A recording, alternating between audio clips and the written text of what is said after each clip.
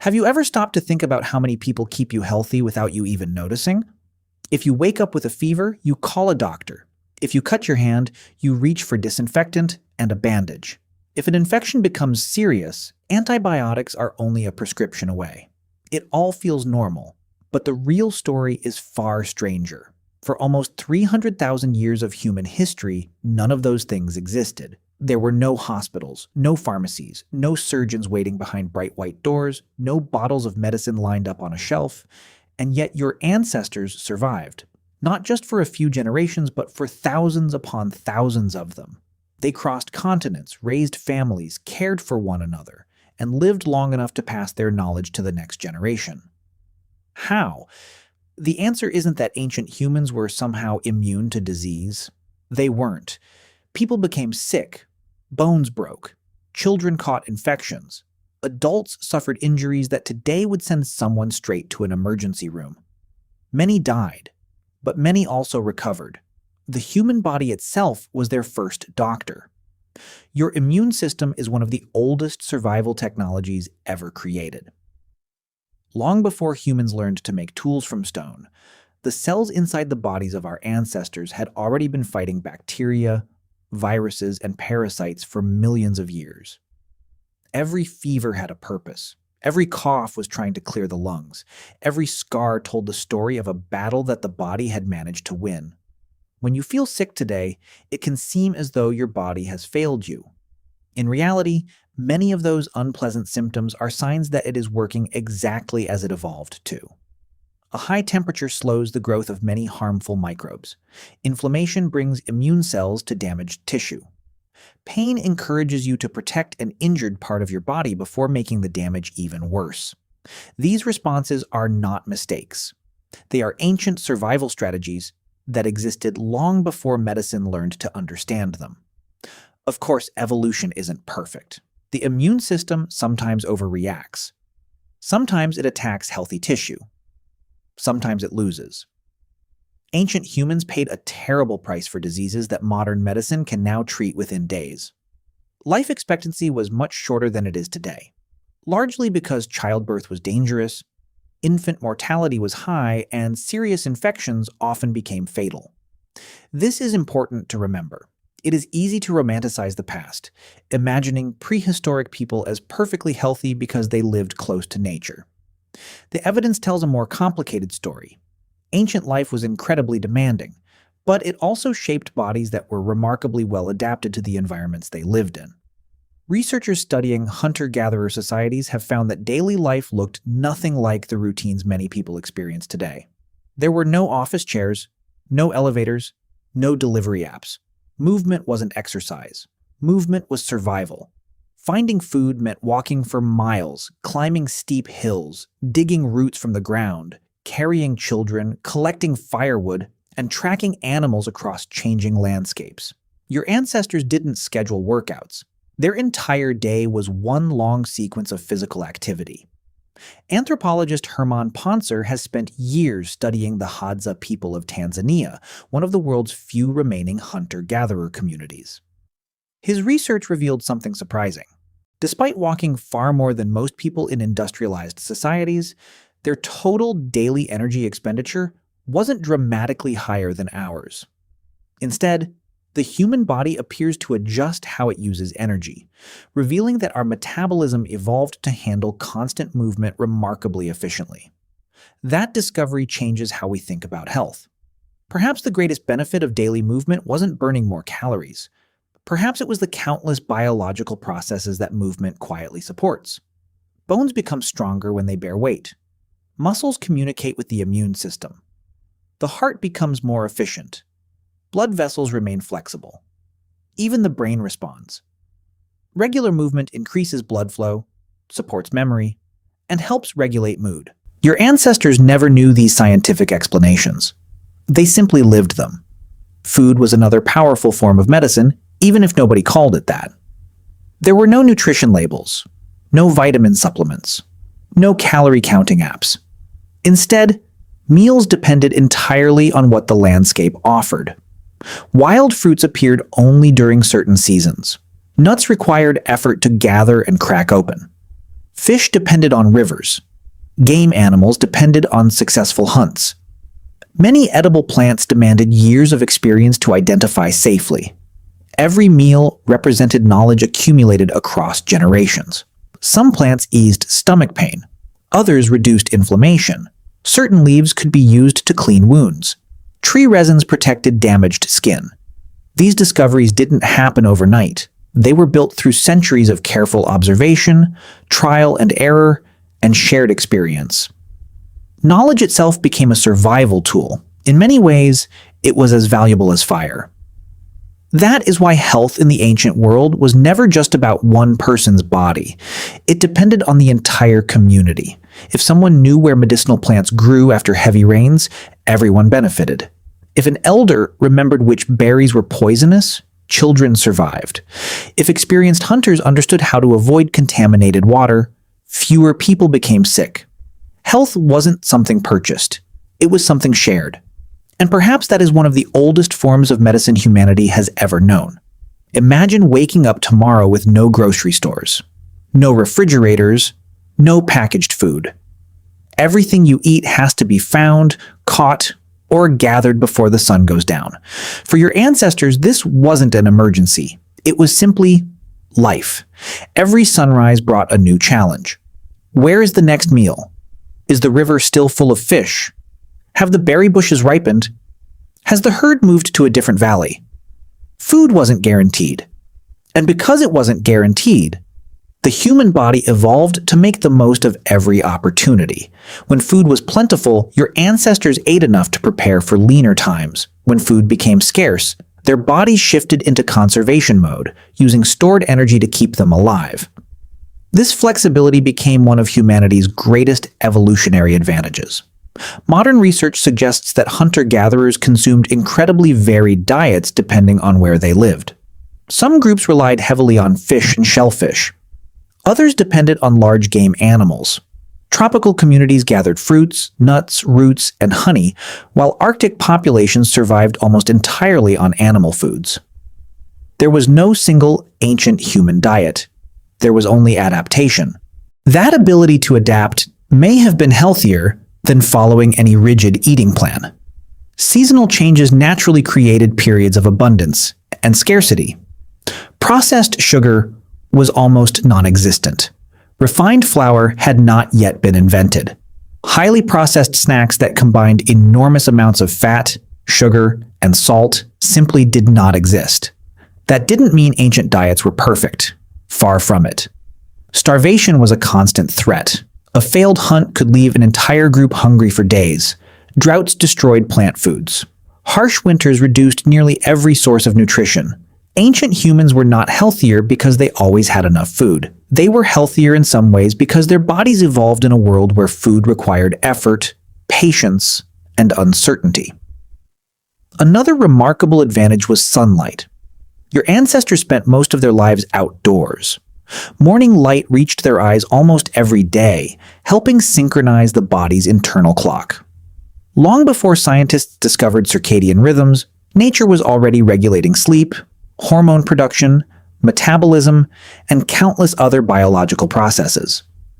As evening arrived, darkness followed naturally. There were no glowing phone screens, no late-night emails, no endless scrolling. Fire provided light, but it could never turn night into day. The body understood exactly what time it was. Sleep became another powerful form of medicine. During deep sleep, damaged tissues repaired themselves. Growth hormones supported recovery. The immune system strengthened its defenses. Memories from the day were organized inside the brain.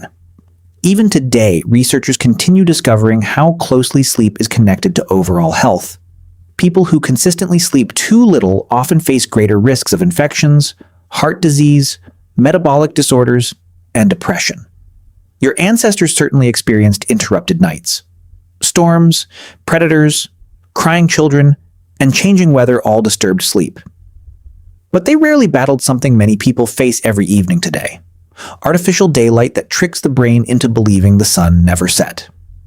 Perhaps the most fascinating chapter of ancient medicine came from the natural world itself. Without chemistry laboratories or pharmaceutical companies, early humans slowly learned that certain plants changed the body in remarkable ways. Some leaves soothed irritated skin. Certain roots reduced pain. Tree bark could lower fever. Resins sealed wounds against dirt and moisture. These discoveries were not lucky accidents repeated once or twice. They became shared knowledge. Generation after generation observed which treatments helped and which caused harm. Parents taught children. Elders guided younger hunters. Communities remembered successful remedies because forgetting them could cost lives. Modern science has repeatedly confirmed that many traditional remedies contained biologically active compounds. The bark of willow trees contains salicin, a natural chemical that eventually inspired the development of aspirin. Plants like garlic possess antimicrobial properties. Honey, used by numerous ancient cultures, creates an environment that can slow bacterial growth and has been used successfully in modern wound care under medical supervision. This doesn't mean every traditional remedy worked. Many certainly did not. Some plants were poisonous, others were ineffective despite good intentions. Ancient medicine was built on observation rather than controlled clinical trials, meaning knowledge improved slowly and mistakes were inevitable. Yet, over thousands of years, practical experience separated useful remedies from dangerous myths. Healing also depended on something surprisingly powerful: other people. Archaeologists have discovered prehistoric skeletons showing severe injuries that had completely healed before death.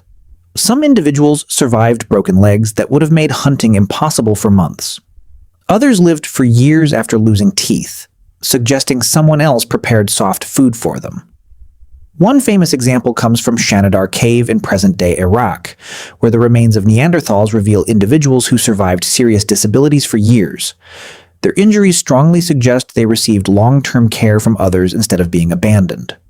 That discovery changes the story of human evolution. Survival wasn't only about strength, it was about compassion. The strongest group was often the one willing to protect its weakest members. Care itself became medicine.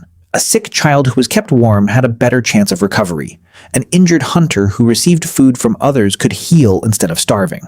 An elder whose knowledge remained alive continued teaching skills that benefited everyone. Cooperation became one of humanity's greatest medical breakthroughs, even though nobody would have called it medicine.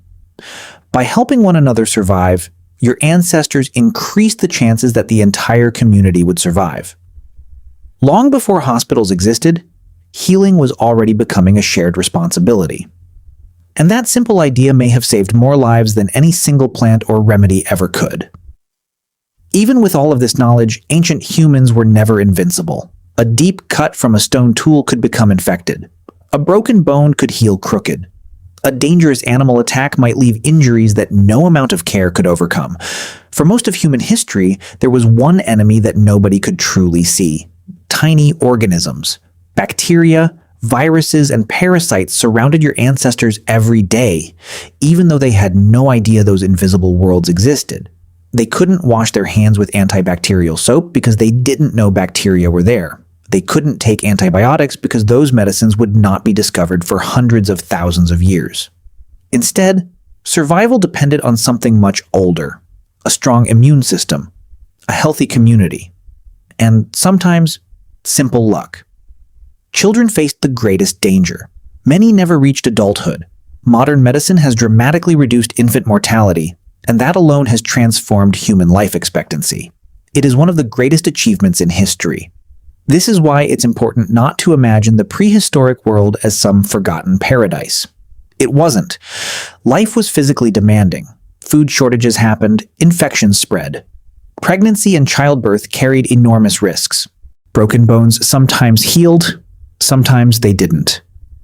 Yet, despite all those hardships, humans continued to expand across deserts, forests, mountains, frozen tundra, and remote islands. That remarkable success tells us something extraordinary. The human body is incredibly resilient. Archaeologists have uncovered skeletons that reveal stories impossible to read anywhere else. Healed fractures show that people survived devastating injuries. Arthritic joints reveal years of physically demanding work. Teeth preserve evidence of changing diets as agriculture spread across the world. Even microscopic traces inside ancient bones can reveal nutritional stress, disease, and migration patterns. Every skeleton becomes a history book. Researchers such as Daniel Lieberman have shown that many features of the modern human body, from the arch of the foot to the shape of the spine, evolved for lives filled with movement rather than prolonged sitting. Other scientists, including Sarah Hrdy, have argued that cooperation and shared child-rearing played a central role in human survival. According to this view, our greatest evolutionary advantage was never simply intelligence, it was our willingness to help one another. That idea appears again and again throughout the archaeological record. Communities cared for injured members. Knowledge was shared rather than hidden. Experience accumulated across generations. One discovery became another generation's survival guide. In many ways, culture became humanity's greatest medicine. Instead of waiting for evolution to solve every problem, humans began solving problems together. Fire made food safer. Cooking unlocked more energy from plants and meat. Simple shelters reduced exposure to harsh weather. Clothing protected against freezing temperatures. Clean water sources were remembered and revisited. Bit by bit, knowledge replaced chance.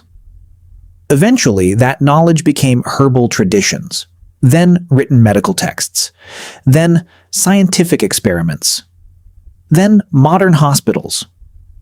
Medicine did not suddenly appear. It evolved, just as humans did. Today's doctors stand on a foundation built by countless generations of observation, curiosity, and shared experience. Perhaps the biggest lesson from ancient humans isn't that we should abandon modern medicine. The opposite is true. Vaccines, antibiotics, surgery, emergency medicine, and sanitation have saved hundreds of millions of lives. They represent one of humanity's greatest achievements. But the ancient world still reminds us of something important. Your body expects movement. It expects sleep that follows the rhythm of light and darkness. It benefits from diverse, nourishing foods rather than constant abundance. It responds positively to strong social relationships. Stress was never meant to last all day, every day. These are not fashionable wellness trends. They are echoes of the environment in which our species evolved. Of course, modern life can never become prehistoric again, nor should it. Few people would willingly trade clean drinking water, anesthesia, or antibiotics for life 50,000 years ago. The goal isn't to return to the past. The goal is to understand why your body sometimes struggles in the present. Many of the habits that support good health today are surprisingly ancient. Walk more, sleep well, eat a varied diet, spend time outdoors, build meaningful relationships. Give your immune system the tools it needs to do the job it has practiced for millions of years. These habits are not replacements for medical care, they are partners to it. Perhaps that's the real story of human health. Your ancestors didn't survive because they had a secret cure. They survived because evolution shaped remarkable bodies. Communities shared hard-earned knowledge, and generation after generation learned just enough to keep moving forward. Eventually, those lessons grew into science. Science became medicine. Medicine became one of the greatest gifts humanity has ever given itself. So the next time you visit a doctor or take a medicine that clears an infection in a matter of days, remember how extraordinary that moment truly is. Behind every modern treatment stand hundreds of thousands of years of human resilience, curiosity, and discovery. Your ancestors never had doctors, but because they survived long enough to learn, adapt, and pass their knowledge on, you do. And that may be the greatest healing story our species has ever written.